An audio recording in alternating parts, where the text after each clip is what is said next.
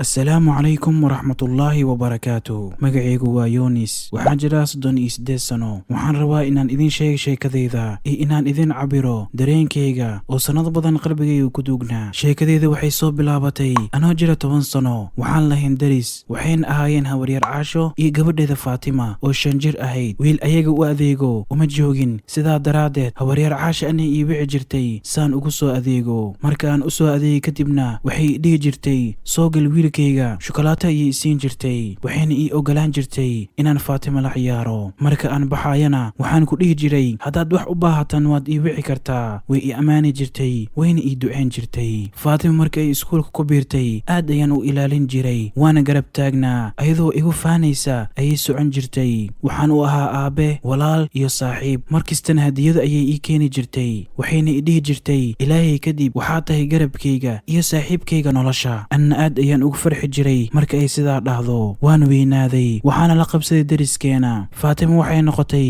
gabar aad u qurux badan oo 25 sano jir ah. anna 30 sano ayaan gaaray. subax walbana waan is arki jirnay. marka aan shaqadeeda aadayo ayaan ayadana jaamacadda geen jiray. way ii sheekeen jirtay, siraheeda dhanna way ii sheegan jirtay. marka ay arrin ku adkaatana inaan waaniy ayay iga codsan jirtay. habeenka ayaan dhararsan jiray si uu dhaqsi u dhammaado, si aan u soo booqdo gurigooda. waxaana sugi jiray goorta aan la kulmaayo. aad ayay u qurux badnayd, waana jeclaaday. hal maalin xitaa kama maarmo. markasta aan gurigooda tago xijaabkeeda ayaa u xirnaan jiray. midaasna waxay sababtay inaan ku qanco. maalin waxaan go'aansaday inaan ayada doonto. waalidiintayda ayaan u sheegay, ayagana way igu waafaqeen. arrintana aad ayay u soo dhaweeyeen, waxayna igu dhaheen ayadana la hadal, runta u sheeg. gurigooda ayaan aaday. Faatima ayaa albaabka iga furtay, iguna dhahday waan daahnay, jaamacaddu waa inaan dhaqsi u aadnaa. waxaan weydiiyey habaryar aaway, waxay igu dhahday ma joogto. waan fikiray, waxaan isdhahay hadda fursad ayay kuu tahay, waa lamadiina oo keliya. hadda u sheega dareenkaaga. boorsadeeda gacanta ayay soo qaadatay, xaggayga ayay soo aaday, waxayna dhahday waan daanay Yunis, soo bax. waxaan ku dhahay Faatima, arrin ayaan rabaa inaan kuu sheego. arrintaas ilaa caawa dib ma u dhihi kartid miya? laakiin waxaan rabaa inaan ku soo doonto. waxay igu dhahday kaftanka naga dhaaf ee soo bax Yunis. maya ma kaftamaayo ee runta ayaan kaala hadlaaya ayaan ku dhahay. Yunis, ani waxaan la qabsaday inaad walaalkayga aad tahay, mana sawiran kara inaan xaaskaaga noqdo. waan naxay marka ay sidaa igu dhahday, laakiin aniga waan ku jeclahay. waxaan rabaa xaaskayga inaad noqoto. ha ku degdegin jawaabta, waqti ayaan ku siinayaa oo aad ku soo fikarto. waan kuu sheegay xitaa haddaad waqti isiiso waad sugi kartaa, laakiin go'aankayga ma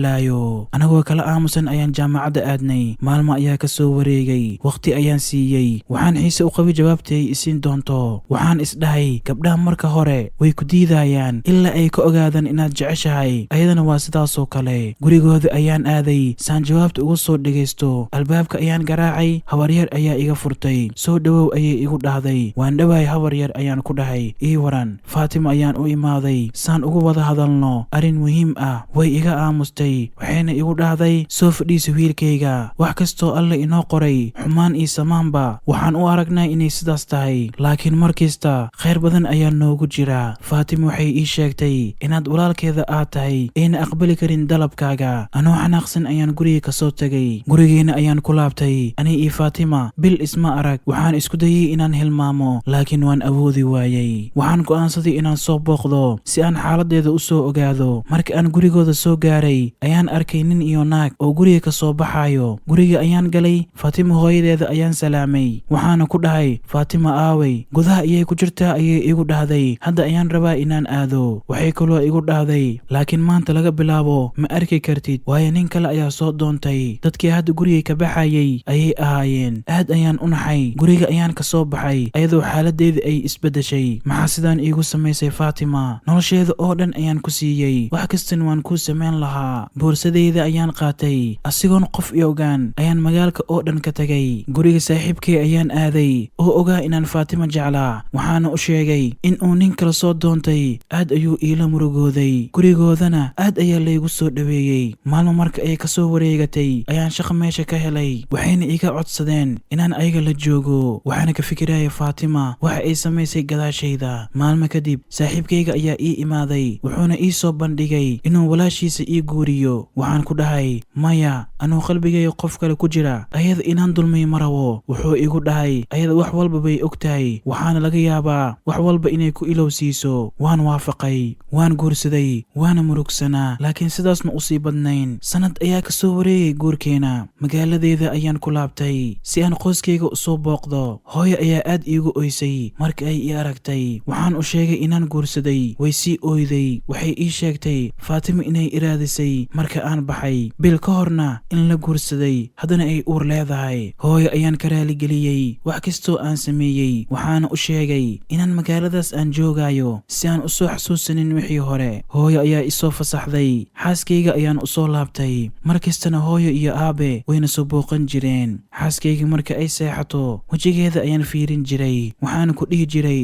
qof fiican ayaa tahay, laakiin qalbigayga qof kale ayaa qaadatay. Laakiin waxaan rajaynayaa jacaylka aan ayada u qaaday inaan adigana ku siin doono. Run ahaantii xaaskayga aad ayay u fiicnayd. jacaylka ma sahlana, aad ayuu u daran yahay. Fadlan haddii aad channel ku cusub tahay, waxaan kaa codsanaynaa like iyo share iyo subscribe inaad noo dhahdo.